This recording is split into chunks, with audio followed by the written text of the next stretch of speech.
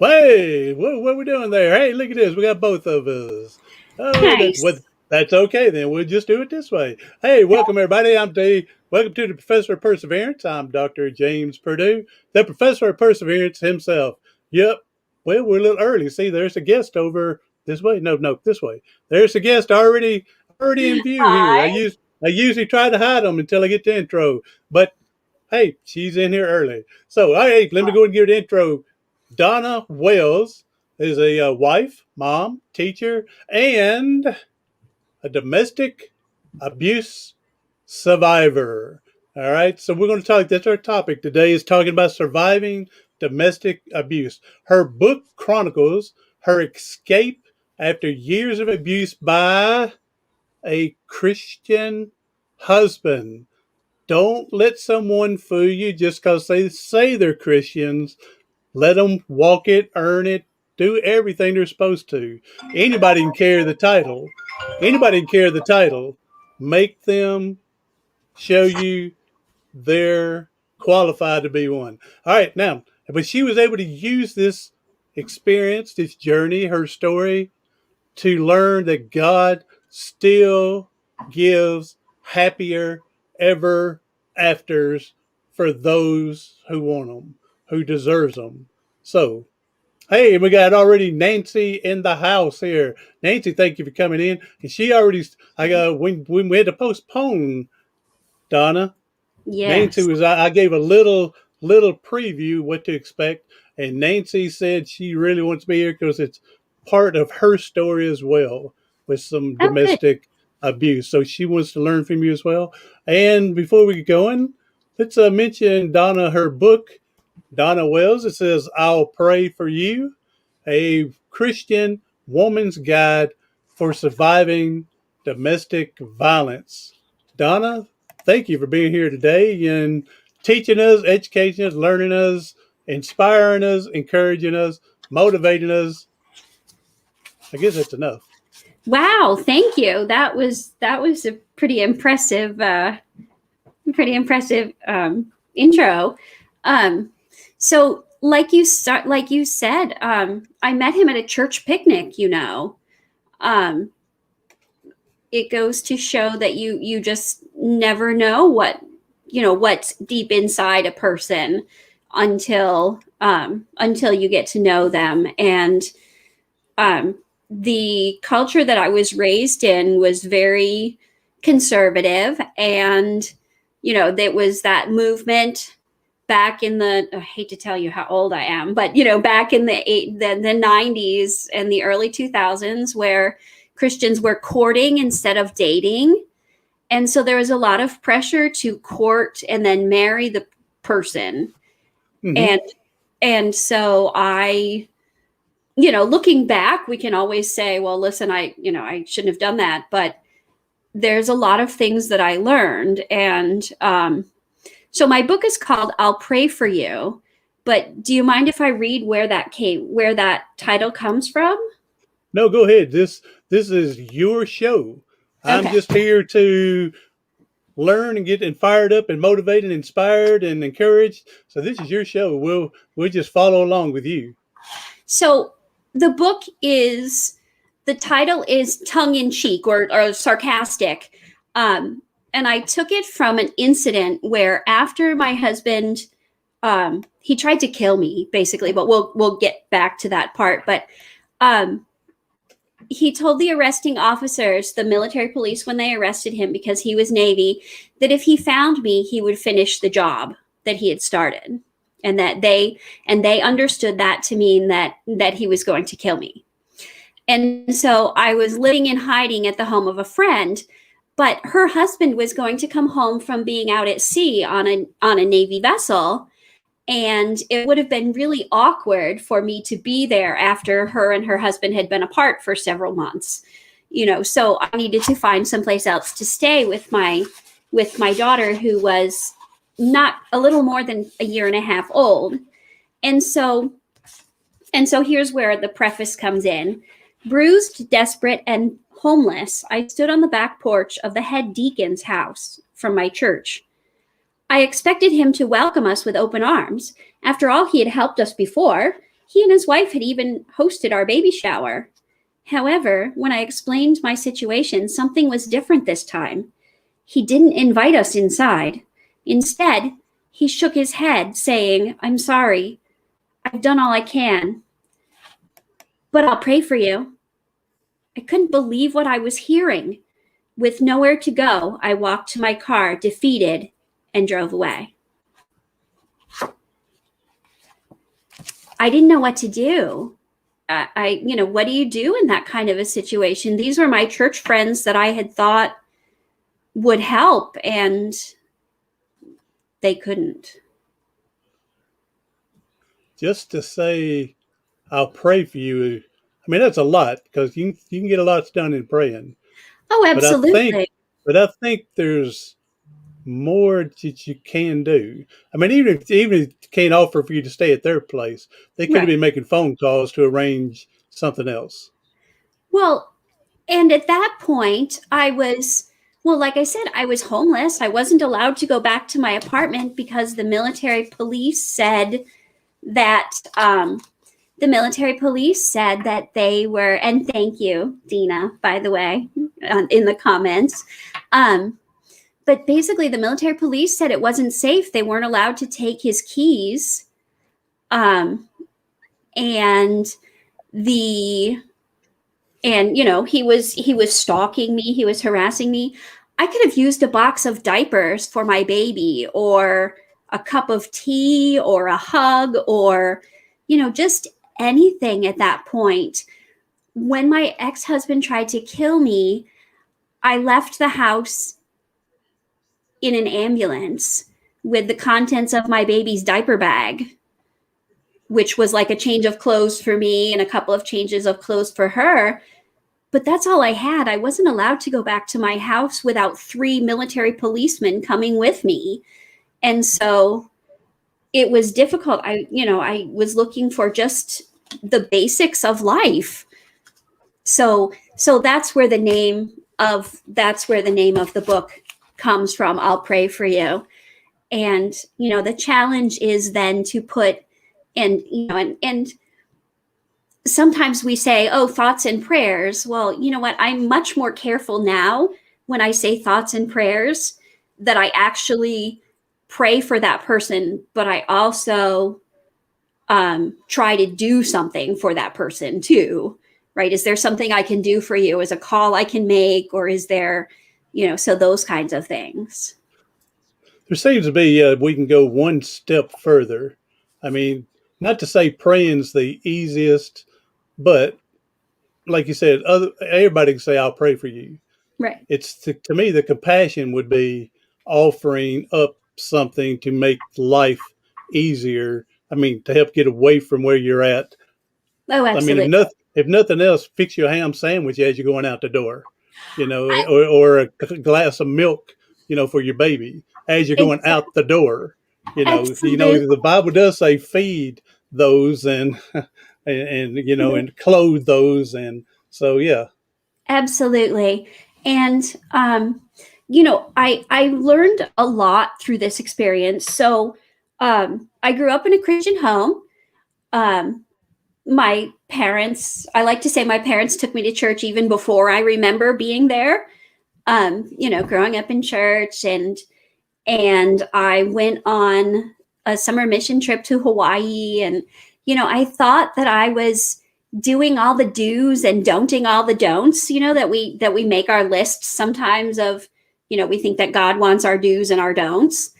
And I even, like I said before, I met him at a church picnic, and he said all the right things, but it wasn't right. And the longer I was married to him, the more mentally and physically and even sexually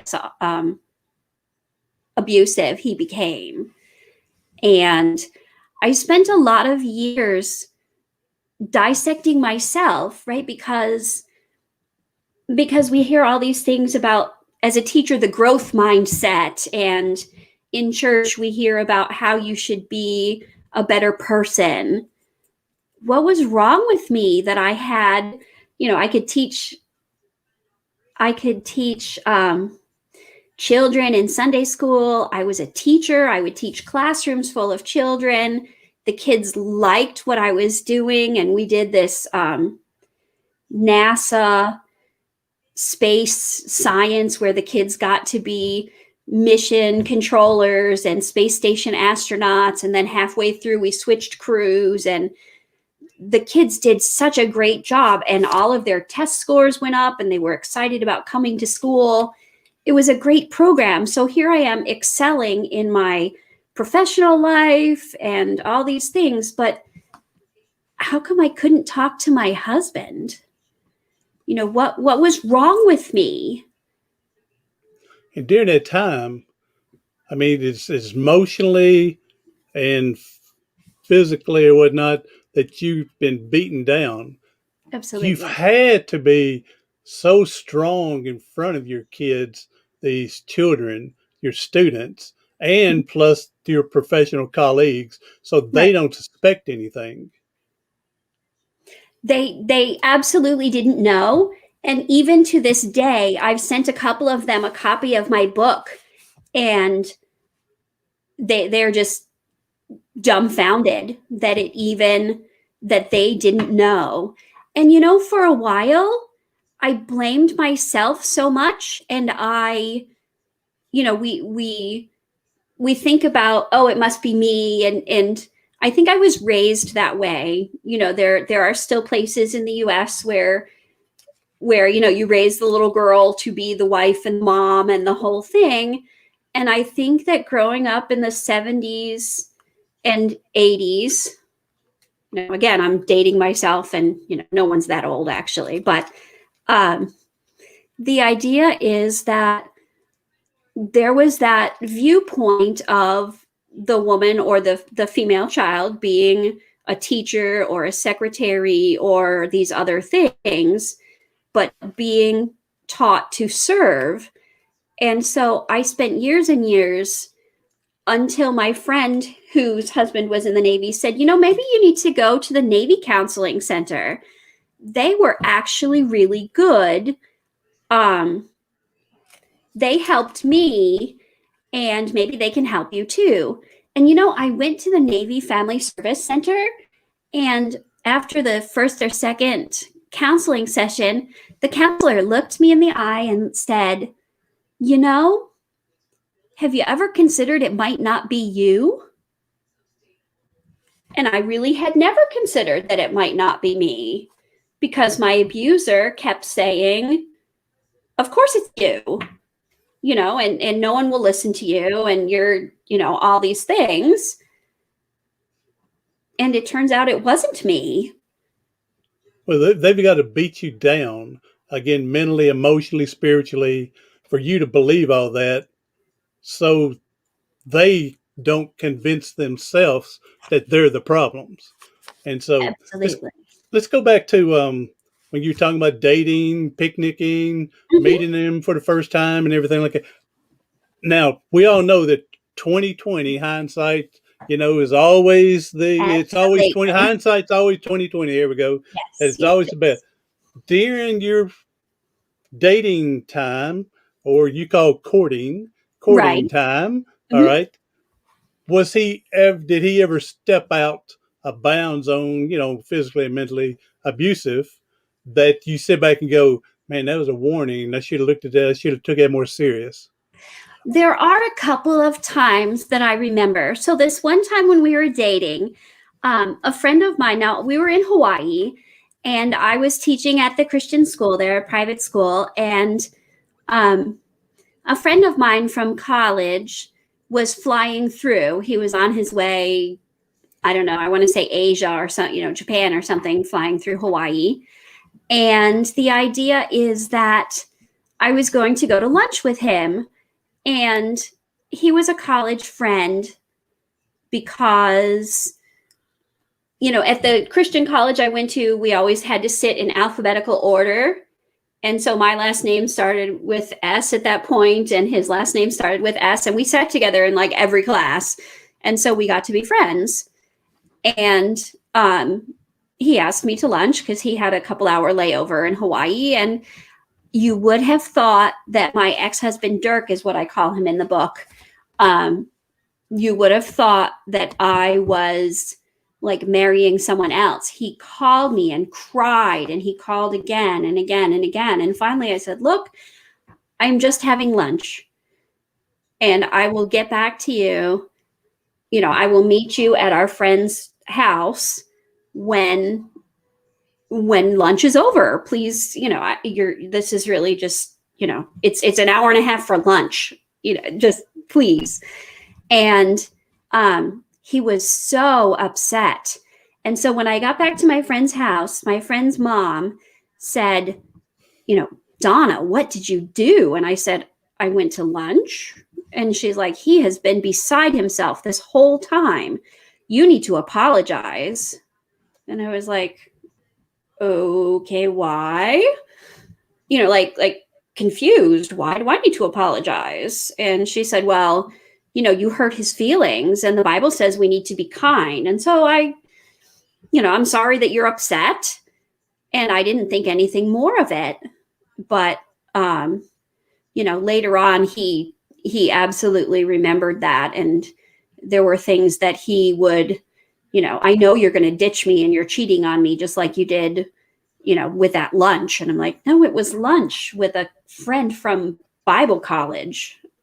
It wasn't, so there was that. And then there was another, right after we got married, we went to visit his family from the deep South, and I'm from upstate New York. So that, big differences there. And I'm in the South Tennessee. Woohoo! I lived Rocky in South Top. Rocky Top. Ooh, pretty nice. So we went to visit his family, and we were watching a movie. It was right around Christmas time, so we were watching, the normal Christmas movies. And I got up to get a drink of water, and of course, it's polite to ask if anyone else wants a drink. And I'm getting up. Would you like anything? And no one did. And so when I started to walk, he kicked my feet out from under me. And of course, I shrieked because why would you do that? And then I landed on the concrete floor that was just covered with a thin layer of carpet. And I started to cry because that really hurt a lot. And he's laughing at me. And I was kind of crying and looking at him like, why are you laughing at me? And he said, well, I'm laughing. You should have seen your face. And I said, but you hurt me. But your face was funny. No, but you hurt me. And so he tried to pull me on his lap, and he never really apologized. And I've learned that that's a big red flag for abusers. They expect you to just forgive them because you were supposed to know they were joking. The bruise I had on my tailbone from that was not a joke. Yeah. And Nancy put here, they want to get to that, lower their self-esteem, and that way they can take control of you, and then it makes you, again, feel like you're the problem, and it's not them. Absolutely. Now, you've went through your courting. You did notice a couple of red flags, but you were still courting, and we're in love, and love makes us do dumb things sometimes. And Absolutely. so how long, when y'all become marriage, Mm-hmm. did you really go, wow, this is a mistake? I mean, I'm assuming you had small stuff that you again recognize when you look back. Absolutely. There was a But lot of small there had to stuff. been something huge, and you're Absolutely. going, man, God allowed me to fall in love with this. I mean, Right. not to blame God, but Right. Sometimes we do blame God. No, and honestly, I struggle with that, and who wouldn't, honestly, having been through what I went through. But um, just to give you an idea, so Dirk came home from being out at sea. He was on a submarine, and he had been out to sea for 6 months, and he had changed. He was paranoid, and he was um, forceful and just mean. And they said he had been sick and he had lost like 20 or 30 pounds, but I didn't. But you never want to think about the person that loves you, or the person that you love, as someone who's going to hurt you. You just don't consider that. And so there were a couple of times when I made him food that he didn't like, and I answered my phone without his permission. I wasn't allowed to answer the door or answer the phone, or go anywhere that he didn't know. And I answered the phone without his permission, and he grabbed my phone and he threw it, slammed it against the wall, and it broke in a million pieces. And there was another time that I don't even remember what I did. Oh, he was telling me part of that verbal abuse, right? He was telling me that maybe he should move to Southeast Asia and change his name, and I'd be by myself and I'd have to raise our baby by myself. And I made the mistake of standing up for myself and saying something to the effect of, well, you're gone 9 months out of the year anyway. I don't know what it would make any difference. Oh, It was awful. So he ordered me to go to the bedroom, and to keep it PG, he raped me and he left me there to be dismissed what seemed like a long time later. And I don't know how long it was, because I was traumatized. Yes. So then I knew that this wasn't healthy, and I was continuing to see the Navy counselor, and the Navy counselor explained to me that this was not normal, that what I was experiencing was horrific, and that I needed a safety plan. And at her insistence, I made a safety plan. But no one ever needs those things, right? Oh, yes. No one ever needs those things. And we made a joke of it. There's this guy named Justin, just in case. And we need every now and then to plan for for his arrival, just in case. And so we made this safety plan, and I never thought I would have to use it, but I did.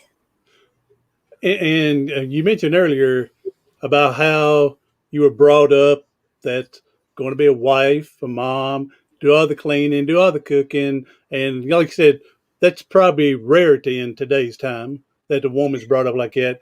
But you're brought up to obey and all that, like, from there. And Yeah, so here I'm assuming with love and then obeying the command that, right. to your, that you feel like you're still trying to follow what God, has placed over you, through you, conviction. Absolutely. Because there had been so many things that, just so beaten down, that it's obviously my fault. I mean, it wasn't really, but I had No, been convinced that's it your was my mentality fault. And thinking. That's your right, mentality. That's what he had driven you to believe. Yes. right. So it was all my fault. And after the divorce, my friend and I used to laugh that global warming was my fault. Just Huh. to kind of There you go. help break some of those that thought brainwashing. Let's see, the global ice caps are melting, so that's obviously my fault. He was arrested, that was definitely my fault. And global warming, definitely my fault. Trying to unbrainwash myself, and if that's even a word, but trying to make sense of those feelings. And so it was trying to make sense of it all is very difficult.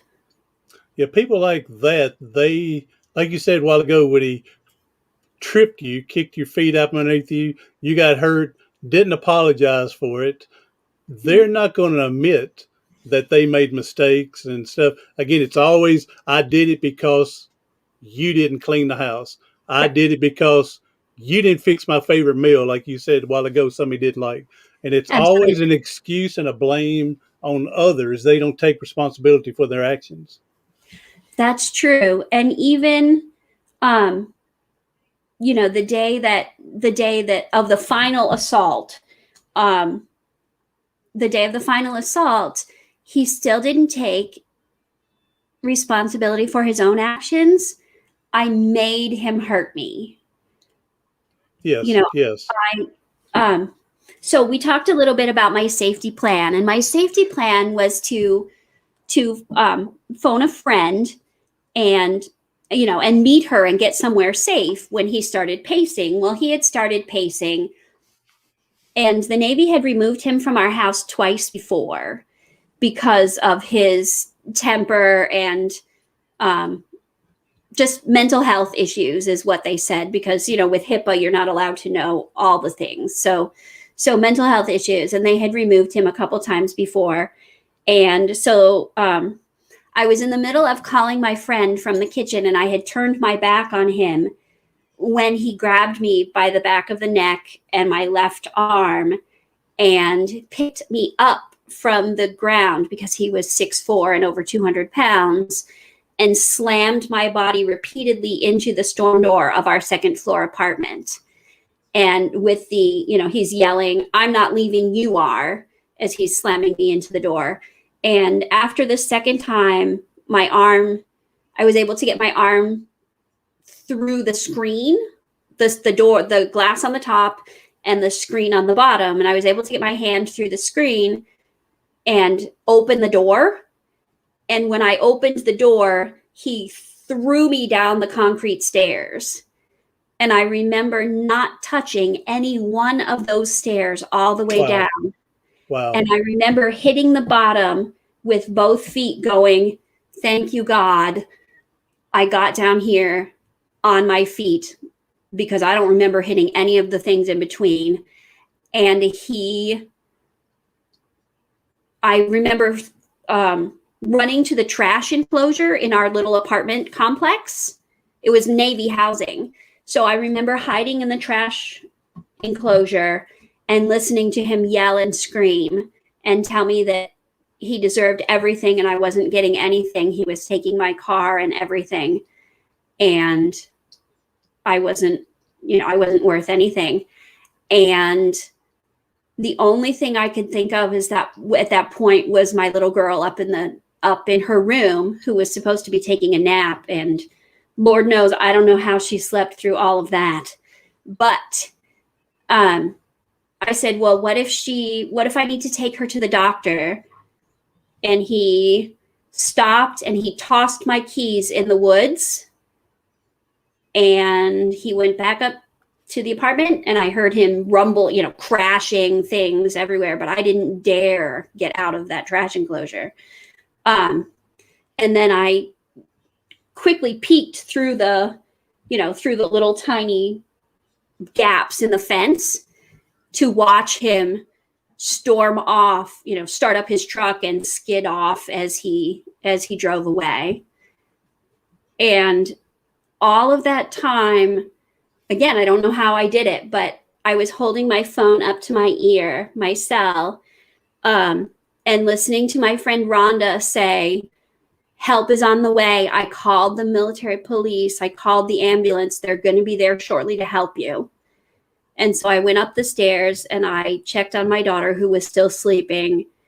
And I remember sitting on the couch, just falling in a heap, just so upset that anything like that could ever happen to me. Like, how could my life have gotten this bad? My apartment was a crime scene. I had a cut over my eye. I ended up with a black eye. I had the perfect imprint of his hand on my left arm and a perfect imprint of his hand on the back of my neck. And the military police took pictures repeatedly of that. And across my thighs, he had hit me so hard against the storm door that, you know, that little metal lip across the storm door. Oh, yes, yes, yes, yes. I had that perfect outline across my chest and across my legs where he had hit me with such force. And my whole life was shattered. I didn't know what I was going to do. And how long have you been married up to this point? It was 12 years that we had been married. 12 years.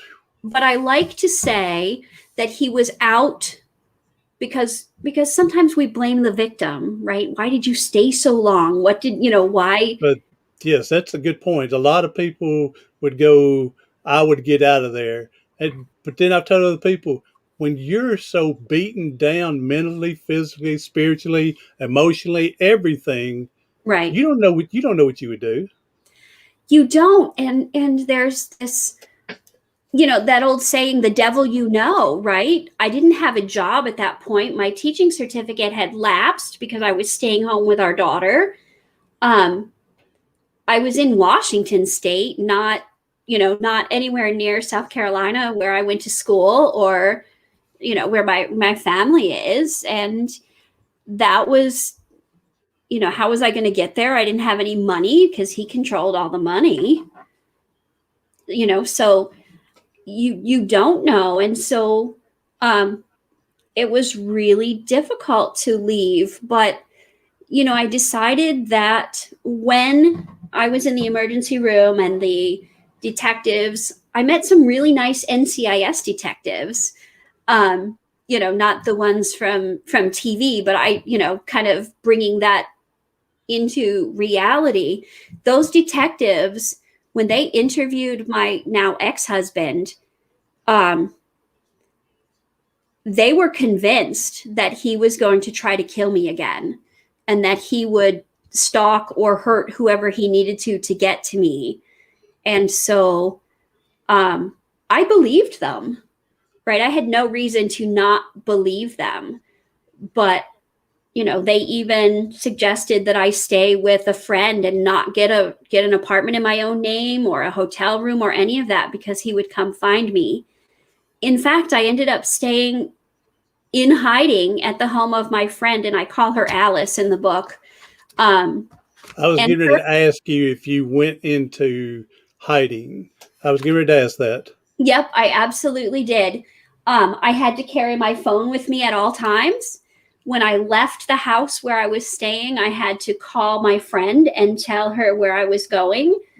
And then I had to tell her when I arrived and when I expected to leave. And then when I left, I had to tell her when I was leaving and when I would be expected back, because I was in grave danger. Mm-hmm.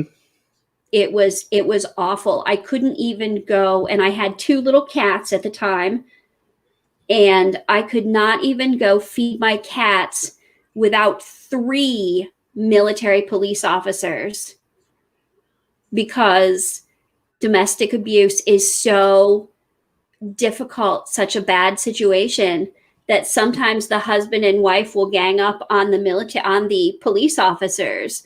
And so they explained that if I wanted to go feed my cats or get more clothing, that I would have to call their office, and they would assign me a certain time, and they would have 3 officers come and meet me. And when they met me, they took my house keys. They went through every cabinet, every closet, every drawer. They patted all the cushions down in the couch to make sure that he didn't leave anything, any kind of booby trap there to hurt me. Yes.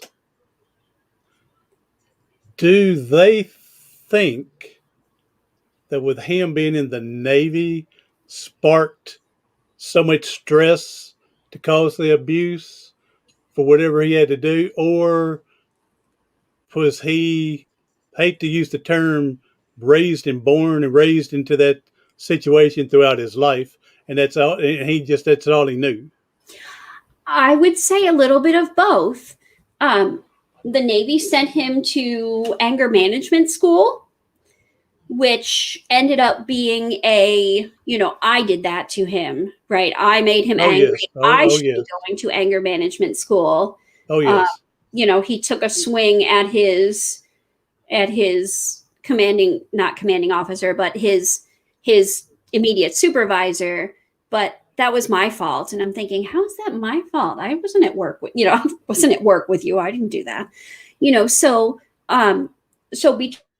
between the fact that he was born and raised that way and the stressors of the military, I think that, he just was not in a good place. It's one of those the things called the perfect storm, all Absolutely. boiling, all boiling together, and finally snapping again, taking no responsibility for anything. So Right. now Absolutely. let's get into the good stuff. Part of the Absolutely. title, part of your intro was that you found that God still gives you happy ever afters, and Yes. so let's get into how God continued working into you to build you Absolutely. back up to give you the life that you deserve. So, um, so basically, I moved to South Carolina, outside of Charleston, where my brother and my family is. Um, so I moved there. I lived in a little trailer with my daughter, and we we basically rebuilt our lives there. I got a job teaching, and I was able to get my renew my teacher certificate. I remember one day my daughter was about 2.5, and I thought, I might be able to live under a rock for the rest of my life, but that's not fair for my little girl. And so we started small with a mommy and me little gym, class on Mm-hmm. Saturday mornings, um, just getting out and um, feeling like the world might be a safe place after all, because he was still stationed in Washington State and I'm on the other coast, so I might be Uh okay huh. now. Yes. But starting small. And then there was another day that I share in my book, but I vividly remember standing in my kitchen going, what do I want for dinner? Because my daughter was 2. She was happy with chicken nuggets and rice and green beans because, Hey, that was, that's me still. absolutely. And I'm like, well, what do I want for dinner? Hey, I could fry up a burger or some chicken and I could put some onions in there and that southern squash casserole. Ooh, yeah, that Oh sounds yes. Oh amazing. yes. I can go for that. And my ex-husband hated all those things. He hated onions and the smell of garlic and squash casserole. Oh no, I was never allowed to have that in my house.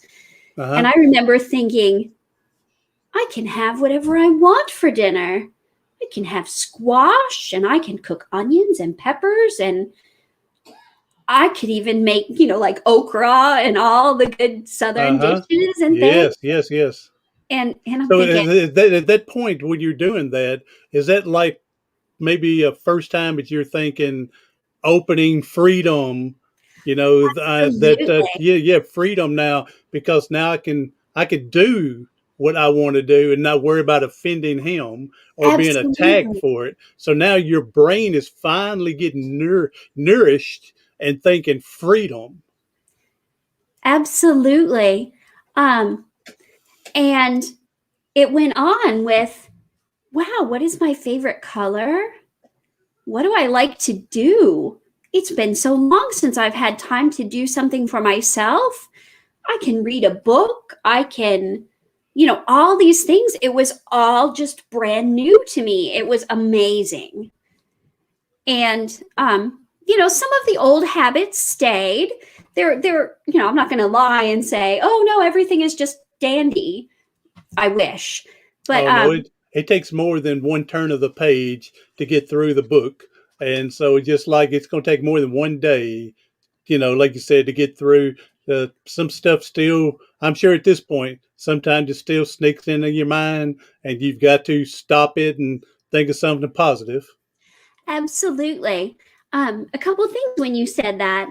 So I actually learned to play a silly video game because my ex-husband would play it all the time, and I couldn't imagine why he would sit at his computer for like 8-10 hours. What is wrong with you? So I figured that, I would build a bridge and start playing this game with him. Well, he went out to sea, and I got better at the game than he did. And that became Oh a no. spot, of course. Mm-hmm.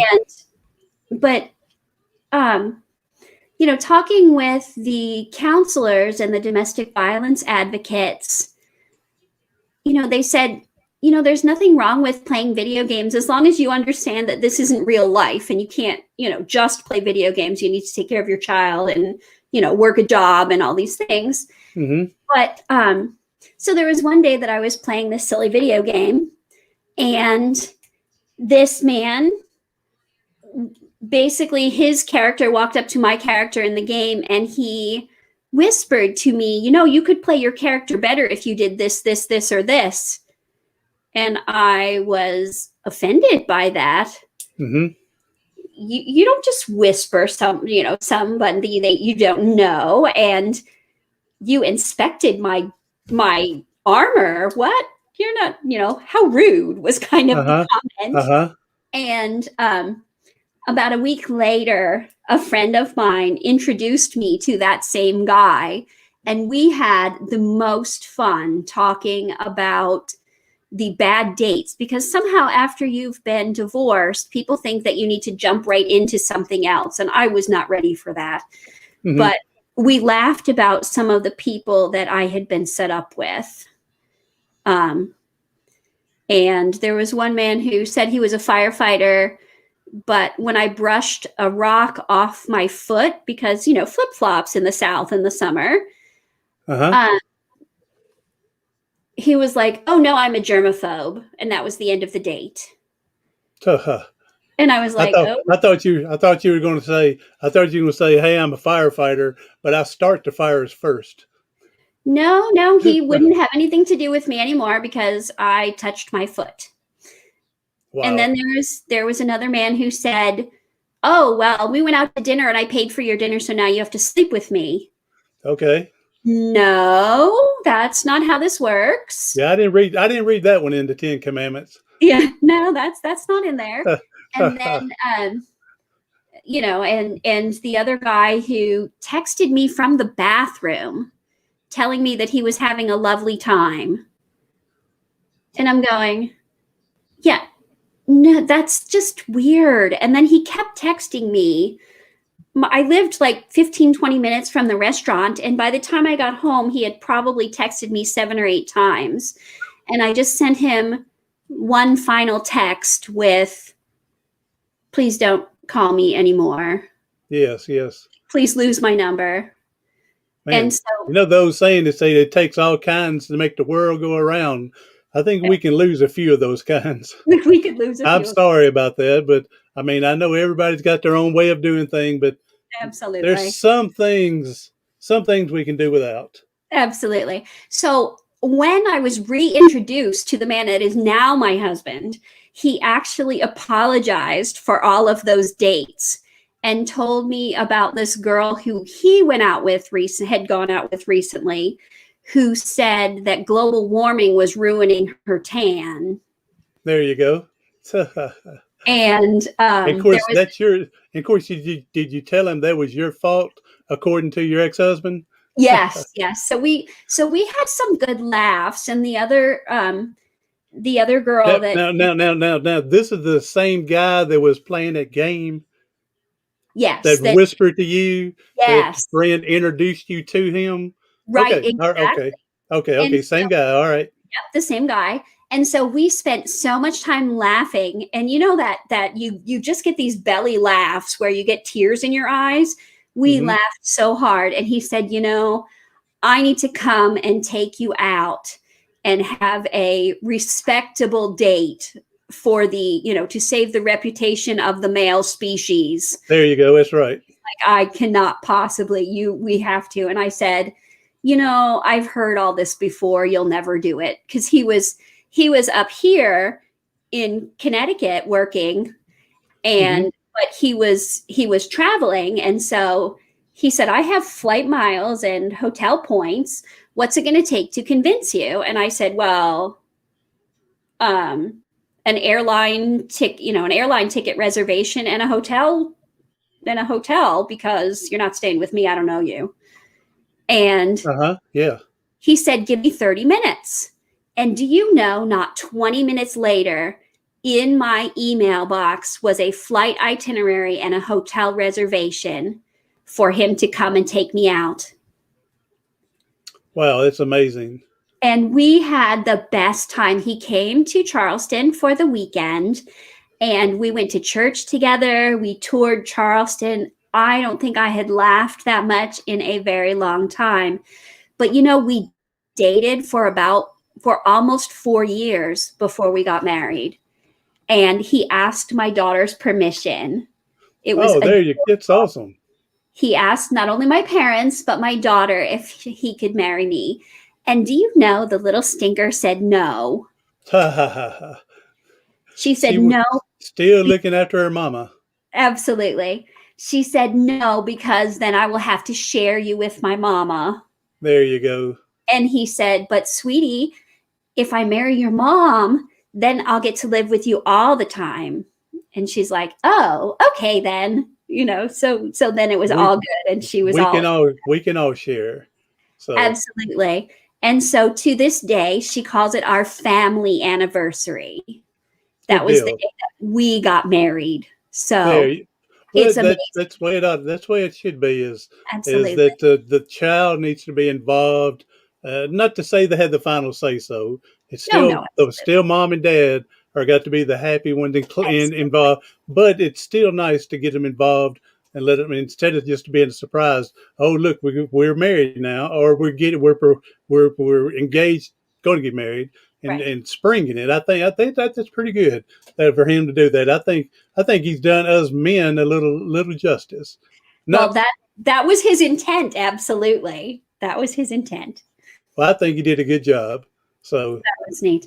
And occasionally he still travels for work. And my daughter, and I call her Allie in the book, I changed everybody's names except mine to protect, everybody's privacy and the innocent and the guilty. And so at the end of the book, there's still some struggles. But Allie and I were sitting on the beach in Spain, which is the opposite coast, the opposite side of the Atlantic Ocean, and kind of tossing rocks in the water and the different things and thinking about what an amazing transformation that we have had.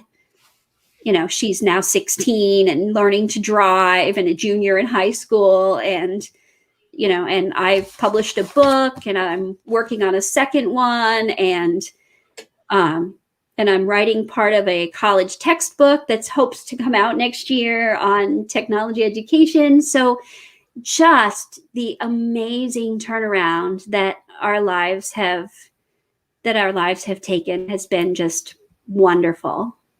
even though we'll go ahead and say the hell you went through with Absolutely. the first marriage, if you go back and look at the book of Job, everything goes through, and you're faithful through all that. Look what all he acquired afterwards, and so look what God allowed trials and tribulations to go through, and then how much you have been blessed afterwards.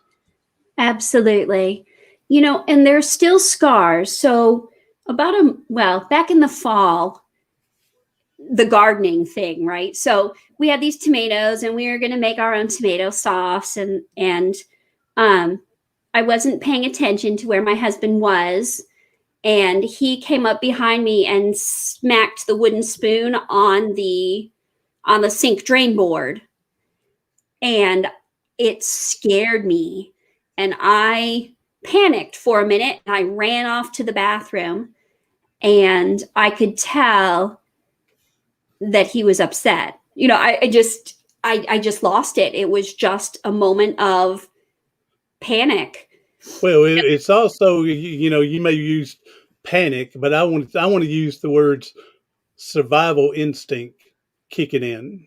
Absolutely. So, all right. Hey, now friend Nancy, I told you about her coming on here, and Yes. she wants to know if I can pass her number or your number on. She would like to chat with you. So Um, I can either give you hers, Nancy, if it's all right. I give you her number, or we'll talk afterwards, Donna, about how she can get a hold of you your way, or if she wants to give her number, we'll go from there. sure. So Sounds good. Thank you. it's awesome. Well, Donna, author Donna, with her book. Let me get that back up here again and show people in just a second here. And I'm going to ask you to, if you don't mind, give us a powerful Sure. statement for anybody that's struggling that you can help them get through today. And so here's Donna's book up again. It says, I'll pray for you, a Christian woman's guide for surviving domestic violence. And I want to thank you for God leading you on to write this book and this guide to help other women that are going through similar situations.